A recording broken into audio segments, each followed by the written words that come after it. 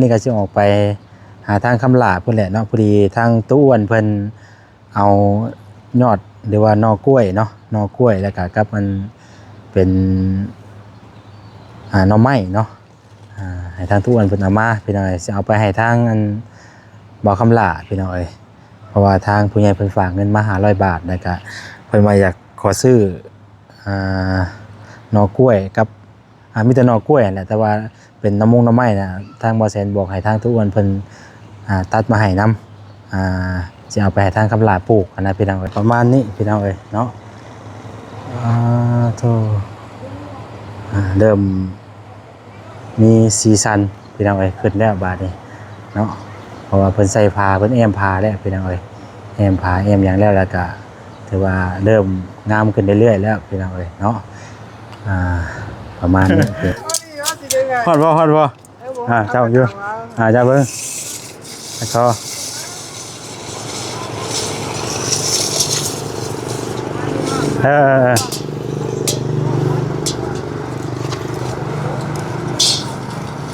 6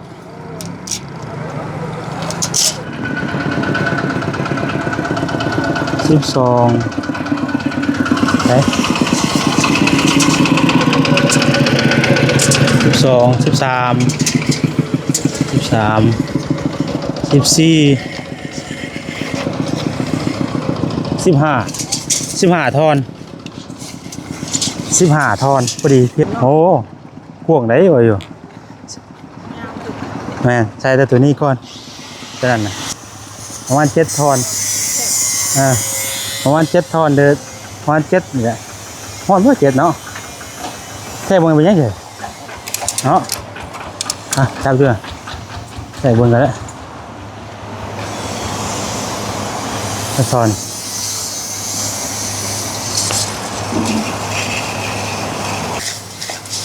7บ่ถึงต้องเอา8 ทอนคือว่าได้ปล่อยมันมีช่องว่างนิดนึงเนาะดูดิ7 ทอนมันห่างกันบนเรือนไกลนะประมาณนี้แหละเนาะนี่เขาเข้ามาในห้องเนาะนี่จะเป็นห้องนอนถือว่าได้ห่มแล้วบัดนี้เนาะคำว่ากับโบแฮมบัดใดเนาะกับโบได้ห้อนแบบจัดได้เลยมันสิแบบอากาศธรรมดาเนาะสามารถเปิดใช้ได้เลยนะถ้าเพิ่นเอาหัวมาเสียบมันมีไฟได้แล้วเอาลงดูนี่มันแยกได้พี่น้องเอาไฟทางนั้นทางนี้มันสามารถแยกได้เลยเจ็บคักปานยังพี่น้องเนาะเจ็บคักปานยังบาดนี่เลยผ้า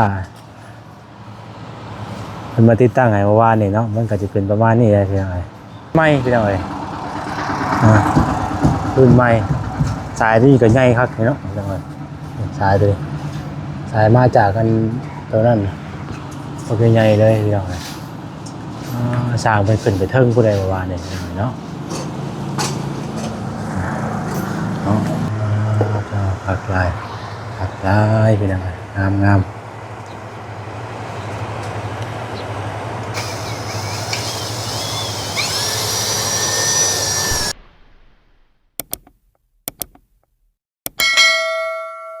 กะเปิดภาพเปิดคลิปมาเมื่อนี้เนาะกะอยู่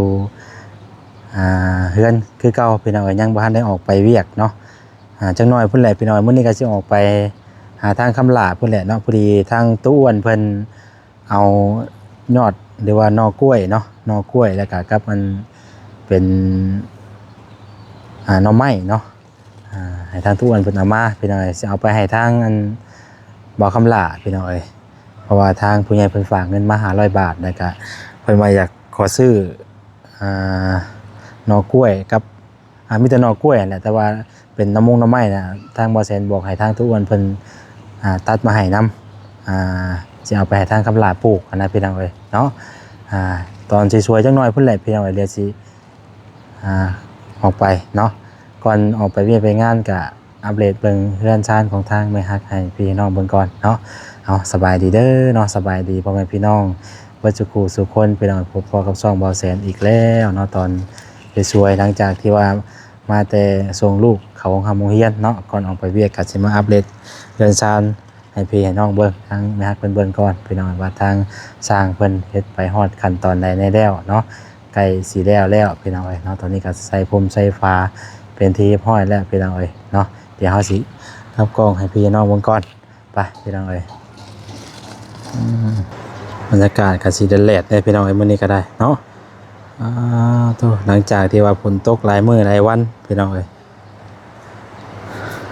ก็แดดแล้วป่านนี้เนาะถือว่าเรือนซานกับประมาณนี้พี่น้องเอ้ยเนาะ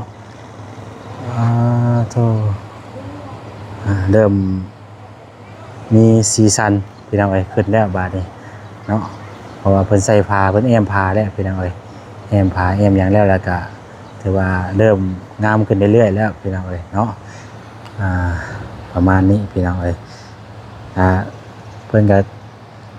เก็บงานไปเรื่อยๆเนาะผู้ที่สร้างเพิ่นก็ยัง2คนพี่น้องเอ้ยสร้างอีกคนนึงน่ะเพิ่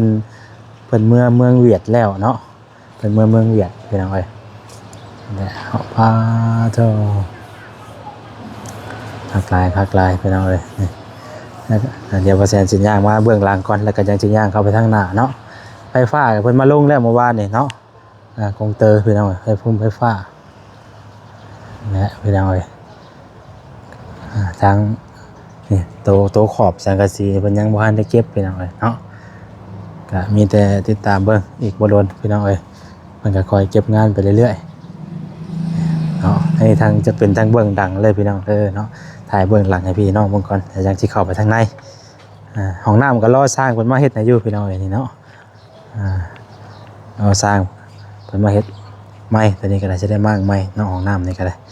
นี่แหละพี่น้องเอ้ยอันนี้ก็จะเป็นเรือนใหญ่เนาะเรือนใหญ่ก็เปลี่ยนภูมิเป็นผาแล้วก็เป็นเรือนไม้วันนี้พี่น้องเอ้ยเนาะอันนี้จะเป็นทางหลังบ้านพี่น้องเอ้ยเนาะไปรุมไปลานเพิ่นก็ใส่ตัดกันพี่น้องเอ้ยคักเนาะงามไปเดี๋ยวเฮาสิเข้าไปทางในก่อนพี่น้องเอ้ย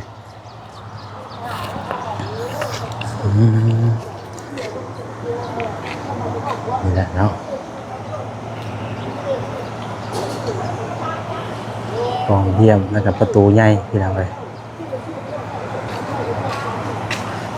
เดี๋ยวสิวัดเบิ่งอันทอก่อนพี่น้องเนาะว่ามันสิเพิ่นจักทอนพอดีทางแม่ตู้เพิ่นว่าให้วัดเบิ่งแน่ว่าซั่นเนาะให้วัดเบิ่งดูว่าสิใส่ทอตัวนี้เนาะใส่ทอตัวนี้นำมันจังแบบว่าเป็นเนื้อที่เดียวกันเลยนะพี่น้องมันจังกว้างว่าซั่นซะเนาะเดี๋ยวสิให้แม่นนท์ครับจับกล้องให้หน่อยเด้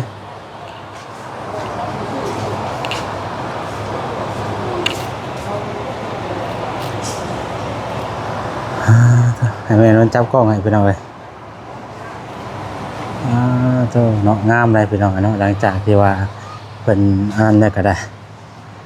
เนาะสีใส่ผ้าทั้งสองข้างนี่แหละเนาะสบายดีก่อนสบายดีแม่นนท์พี่น้องเลยวันนี้คือจะได้ขายน้ำปั่นไหลหรอกวันนี้เนาะฮ้อนหาอย่างก็เป็นแบบนี้นี่บ่ทอนี่บ่แม่นยังบ่นี่เนาะประมาณนี้จักบ่สิไปนั่นน่ะนะวัดเบิ่งว่าจักทอนน่ะนะโอ้กำลังขีดเนาะฮะวัดข้างนอกจะว่าสิแท้เบิ่งว่ามันเท่าไหร่อะนะวัดท่อนี่บ่บ่โอ้เม็ดซาวบ่ได้เนาะเม็ดนึงมันประมาณนี้นี่มันต้องหักเอาเม็ดนึงหมายไว้ก็ได้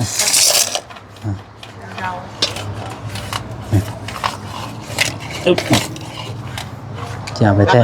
ถ้าจะเอาไปเทกันท่อสิใช้ท่อก็ได้บ่ตัดจะเอาไปไม้ซื่อโอ้ยฮะผูกไว้น่ะเอาผ้าผูกไว้มัดไว้ก็ได้บ่ได้ดอกนี่จับเอาเนาะเดี๋ยวจังมาเขาเบิ่งในเฮือนพี่น้องเอ้ยเฮ็ดอย่างนี้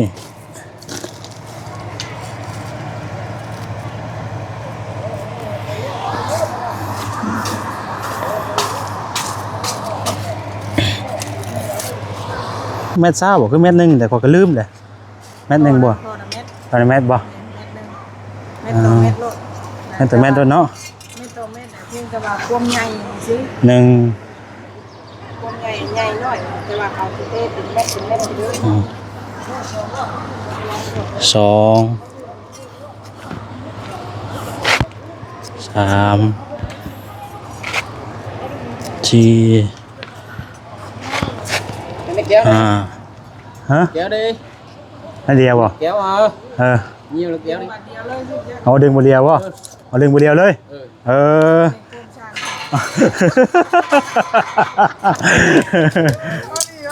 โครงสร้าง ฮอดบ่เจ้าอยู่เจ้าเบิ่งแล้วก็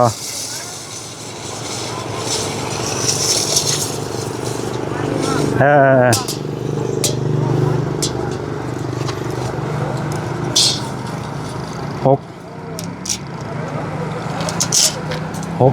หกนี่หกเดี๋ยวว่าให้กินไหนเห็นดิหกทอนเนาะหก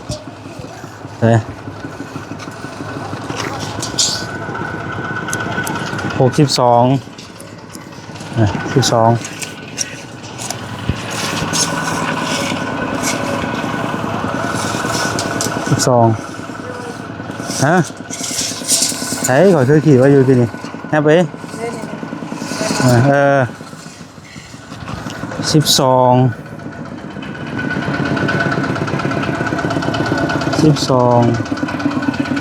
ไหน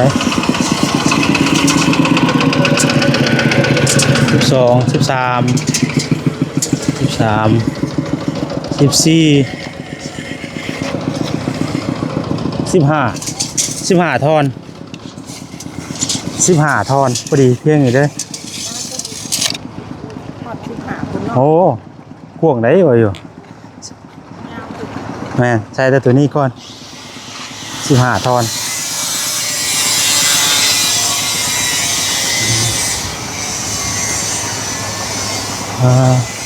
ตอนนั้นน่ะประมาณ7ตอนนั้นน่ะประมาณ7ทอนประมาณ7ทอนเด้อประมาณ7นี่แหละฮอดบ่7เนาะแค่เบิ่งเป็นยังไงเนาะจับด้วยแค่เบิ่งกันแล้วทอน6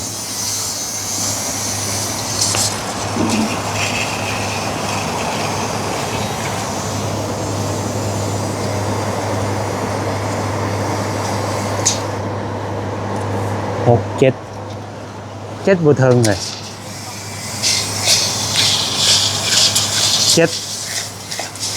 7บ่ถึงต้องเอา8ทอนคือว่าได้ปล่อยมันมีช่องว่างนิดนึงเนาะดูดิ7ทอน มีช่วงว่างหน่อยหนึงก็ได้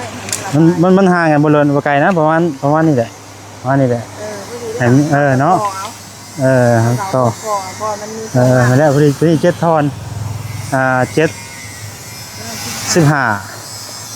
16 17 18 19 20ได้22ทอนเนาะ22ทอนรวมเบิดน่ะพี่น้องเอ้ยเนาะ22ทอนแม่เล็กวะเล็กคนน่ะมันปั่น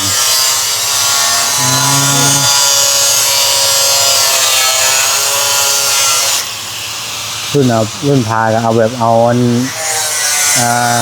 เป็นเกียร์ตัดเอาอยู่ดิ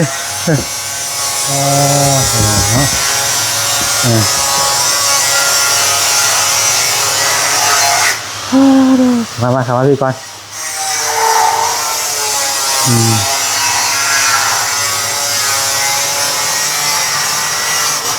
มานี่เป็นอะไรอันนี้เขาเข้ามาในห้องเนาะนี่จะเป็นห้องนอนถือว่าได้ห่มได้บ่ได้เนาะคำว่ากับโบแฮมบ่ได้เนาะกับโบได้ห้อนแบบจัดได้เลยมันสิแบบอากาศธรรมดาเนาะคำมันห้อนมันก็จะห้อนในความแบบความเอ้าเลยความอ้ำเนาะถือว่ายังเป็นมีโปร่งเยี่ยมอยู่นะแต่มันก็ห้อนมันก็บ่ได้ห้อนจนแบบว่ามันบ่คือห้อนแบบนั้นเนาะ เอานั่งอยู่หันห้อนคนนี้ นี่เลยเป็นอะไร นี่เขาห้องน้ำเนาะเอาไปนี่ปุ๊บเลยมานี่ห้องน้ำกันนี่ใส่พุ่นใส่ไฟมันก็เลินไว้ให้แล้วนี่ว่าใส่ไฟน้ำออกน้ำอุ่นคักไปลองเลยโอ้ใส่ฮอดพุ่นได้บ้าน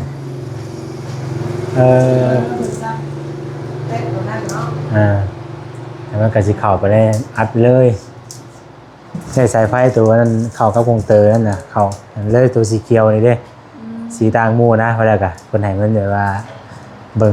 ตัวเป็นตัวนี้อันเป็นมาจากตัวนี้นะเอาดีว่าเอาเขาตัวโตใหญ่เนาะไฟนี่สามารถเปิดใช้ได้เลยนะถ้าเพิ่นเอาหัวมาเสียบเพิ่นมีไฟได้แล้วเอาแล้วเพิ่นเอามันเอาลงดูนี่มันแยกเด้มันแยกได้พี่น้องเอาไฟทางนั้นทางนี้มันสามารถแยกได้เด้ตัวนี้แบบตัวนี้เป็นกงตักแบบใหญ่เลยแต่ตัวนี้เนี่ยเป็นตัวแยกส่วนไปเบื้องนั้นเบื้องนี้สินะมันแยกส่วนได้แบบเกินสร้างว่าบัดพ่อเพิ่นเฮ็ดแล้วนะเฮาต้องได้ถามเพิ่นได้ว่าไปห้องน้ำตัวใดเนาะอยู่ห้องโถงไม่ใช่ได้อันบ่าวควรดาวบอกคนนั้นน่ะชัวชัวไฟข้างข้างบ่เอาก็มาใส่ตัวนี้ไฟคือกลัวมาใส่ตัวนี้อยู่นะมันอยู่ชัวเอาตัวนี้ลงตัวนี้ยังใช้ได้คือเก่านี่นะมันเอาตัวนี้ลงเลยผู้หมายเราอยากให้เดินนะอยากเอาให้หันขาลงมีแนวเป็นหันขาคือเอาลงตัวนี้ไม่ได้หันขาแต่ว่าไฟตัวอื่นใช้ได้คือเก่าสินะมันชื่อนี่มันได้เอาลงบนเลยระงับไปเลยคำว่าระงับไปเลยก็เป็นตัวนี้นี่ระงับไปเลยนี่ระงับไปเลยได้ตัวนี้ที่อยู่กันเท่ามันเป็นตัวเดียวได้เนาะแม่ตัวเดียวไปเลยเด้เนาะบ่เพิ่นใช้ว่าอันตัว9,000ปลาย9,500น่ะเพิ่นรวมทั้งอันนี้ด้วยจักอันที่ว่าแพงเนาะทั้งทั้งนี้เลยสิบ่ได้อันนี้เป็นของทางเฮือนเองได้บ่ได้เกี่ยวน้ำเพิ่นน่ะมีแต่อันว่ากงเตอแล้วก็ดึงมาหันจอดหันซื่อตอนคุยกันว่าซั่นนั้นเนาะตอนคุยกันก็มีแต่ว่าเพิ่นดึงจากเสาสายไฟแห้งสูงมาใส่เดินสายไฟจากตะข่ายมาลงเสาซื่อๆได้สายเขาเฮือนนี่เฮาซื้อซะเองของเรานะแต่ว่านี่เพิ่นมีไว้เด้เพิ่นมีสายสำรองมาให้เฮาเพิ่นเลยเด้มันอยู่ในเซตตัวในระบบเพื่อนนี้ตอนนี้เพิ่นก็ยังจะเอาผ้ามาเปิดให้อีกอยู่ได้เนาะเป็นเพลานทั้งในแต่ก็เป็นสีขาวตู้แล้วเลือกสีอัดไปเลยสีขาวไปเลยมันก็จะแจ้งนะยังบ่ได้แล้วเลยอันนี้แค่ผ้าข้างนอกซื่อผ้าข้างนอกมีผ้าทั้งในมาปิดไว้นี่ผ้าปิดข้างในไว้อยู่ต่างหากอยู่พี่ลุงพี่ดามาจะมาทำกันมาวันนี้ว่าสิจับเองก็ได้มาเนี่ยว่าลูกค้ามาเลยเราเบิ่งบ่เราเบิ่งก่อนเบิ่งว่าน้ำมันเพิ่นเอาเลยเด้อเช้าว่าเพิ่นเอาแต่เช้าเพิ่นโอ้น้ำเพิ่นเอาแล้วให้เพิ่นเดินบ่บ่ใช่จังบ่ถ่ายคลิปช่องไปหน่อยเนาะพอดีอันปุ่นๆกับอันเฮ็ดกินแห่ล้นเลยนะก็เลยเพิ่นอากาศร้อนแต่เช้ามีแต่น้ำปั่นและช่วงบ่ายปั่นน้ำปั่นให้เพิ่นช่วงบ่ายโดยไปซะเนาะโดยพี่น้องเนาะเดี๋ยวพาเพิ่นใจ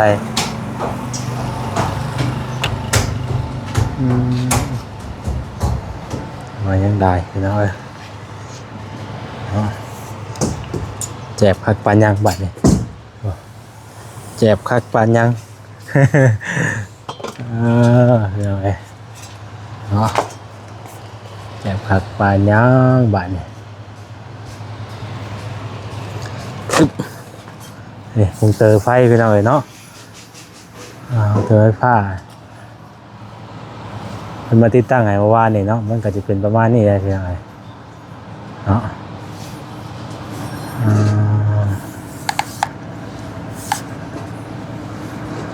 เป็นใส่อันนั้นทำไปยังไง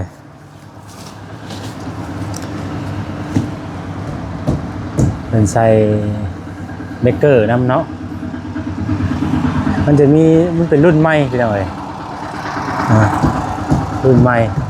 สายที่ก็ใหญ่ครับพี่น้องพี่น้องเอ้ยสายตัวสายมาจากกันตัวนั้นโอเคใหญ่เลยพี่น้องเอ้ยสร้างเป็นขึ้นไปเทิงผู้ใดว่าเนี่ยเนาะนี่ตัวในเฮือนนั้นเป็นยังไงเนาะตัวในเฮือนนั้นตัวนี้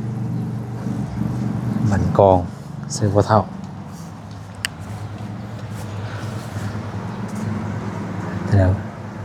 รุ่นก่อนน่ะมันจะเป็นแบบเป็นใหญ่ๆพี่น้องแต่ว่ารุ่นนี้มันเป็นมันออกมารุ่นใหม่เนาะออกมารุ่นใหม่แล้วมันก็น้อยๆลงกว่าเก่า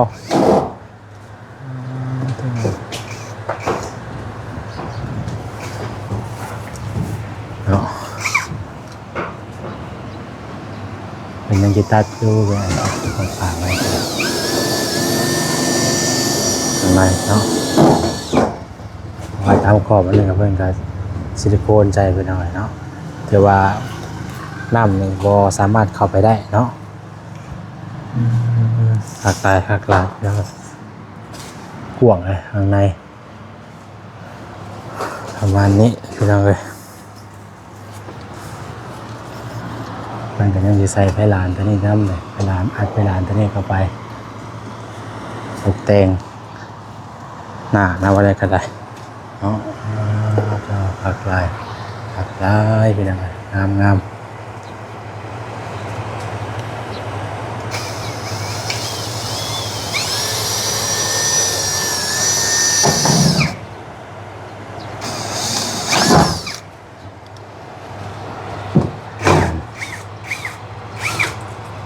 กล้องมันอยากย้อนแสงไปหน่อย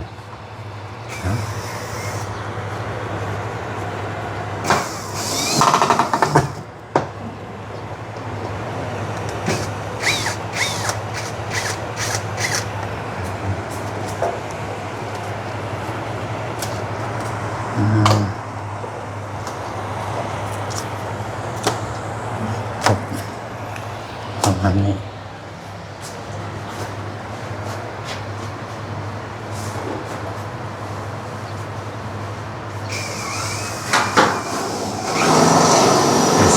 เนาะส่วนรวมส่วนแยกที่นี่คือไปปักก็ได้ปักอยู่เนาะปักอันนี้ก็มีเนาะปักสองปักตัวนี่ก็มีอีกปักหนึ่งเนาะปักหนึ่งมันก็มีอยู่หอบเพื่อนเลยเนาะปัก เอาไปมีหอบเพื่อนเลยไปเลยนี่ก็มีเนาะน้ำผักแล้วเนาะเริ่มงามขึ้นเรื่อยๆแล้วเป็นยังไง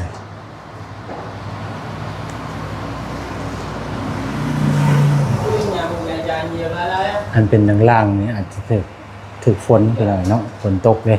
ช่วงเฮ็ดมันเป็นฝนตกไปหน่อยฝนตกแน่ช่วงเฮ็ดนะจะได้เป็นน้องล่างเอาว่าเล็กพอถึงฝนมันจะเป็นแบบนี้เนาะ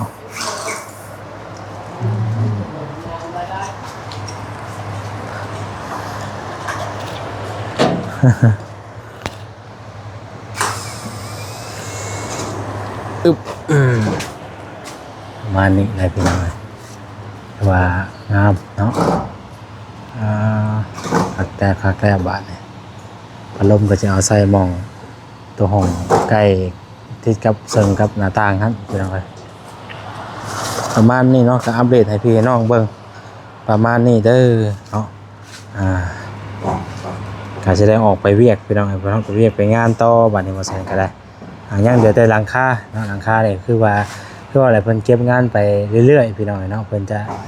เก็บงานไปเรื่อยๆก็แล้วไปเทื่อขั้นตอนเนาะติดตามกันกันบัดแล้วพี่น้องจังไดก็ได้ว่าสิงามซำใดเนาะแต่ว่าแต่นี้ก็ยังว่างามบ่ได้พี่น้องเฮ็ดซำนี้ก็ถือว่างามโอเคแล้วเนาะ เอาพี่น้องอยู่ดีมีแฮงบ่สุขคนเนาะผิดพลาดใดๆก็ได้ขอบใจทางผู้รักผู้ใหญ่ใจบุญทุกท่านทุกคนที่เข้ามาเบิ่งมาชมติดตามเป็นกำลังใจให้เด้อพี่น้องเด้อสำหรับวันนี้ลาไปก่อนอยู่ดีมีแฮงบ่สุขคนพี่น้องเนาะสบายดีเด้อพี่น้องเด้อ